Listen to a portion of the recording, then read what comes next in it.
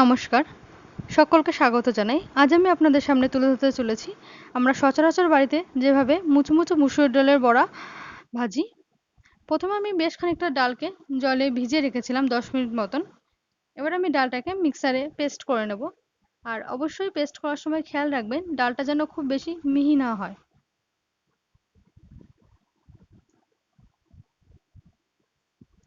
আমি ডালটা একটু বেশি মিহি করে ফেলেছিলাম, আপনারা একটু খেয়াল করে এটা করবেন।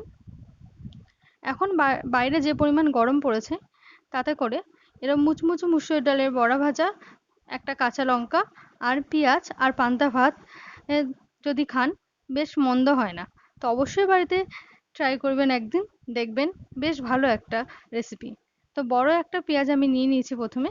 এই বড়া ভাজাতে যত বেশি পেঁয়াজ আর কাঁচা লঙ্কা অ্যাড করা যায় ততই বেশি খেতে মজা হয়।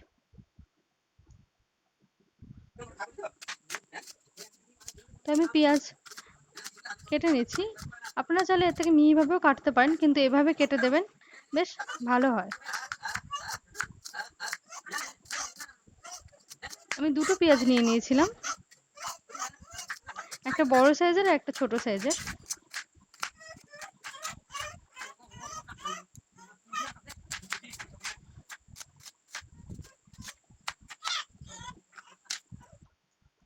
এবার আমি বেশ কয়েকটা কাঁচা লঙ্কা নিয়ে নিয়েছি। ঝালটা আপনারা আপনাদের স্বাদ মতন দেবেন।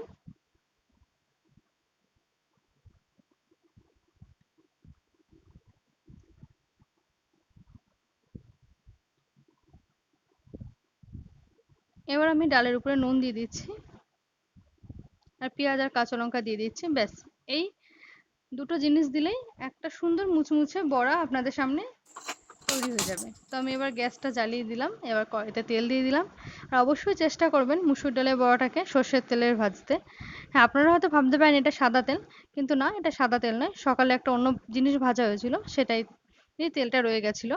এবার আমি বেশ ভালো করে ডালটাকে পেঁয়াজ লঙ্কার সঙ্গে মেখে নেব, কারণ মাখার উপরে অনেকটা ডিপেন্ড করে বড়াটা। এই রেসিপিটা নতুন কিছু না, আপনারা সকলে হয়তো বাড়িতে তৈরি করেন, কিন্তু আমরা যেভাবে বাড়িতে তৈরি করি সেটাই আমি আপনাদের সামনে তুলে ধরতে চলেছি। তো আমি আস্তে আস্তে একে একে বড়া দিয়ে দিচ্ছি। আর খুব বেশি বড়া একসাথে দেবেন না, তাহলে ঘেটে যাবে। চেষ্টা করবেন অল্প অল্প করে দিতে, তাহলে ডুবো তেলে বেশ ভালো করে মুচমুচে হবে বড়াগুলো ভাজা। আর একসাথে অনেকগুলো করে দিলে বেশিরভাগ বড়াই ঘেটে যাবে।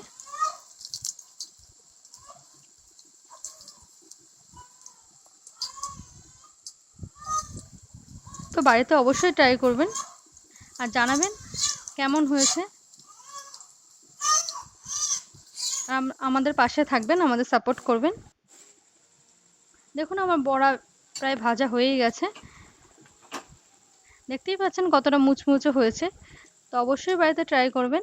আর আমাদের পুরো ভিডিওটা দেখার জন্য আপনাদেরকে অসংখ্য ধন্যবাদ।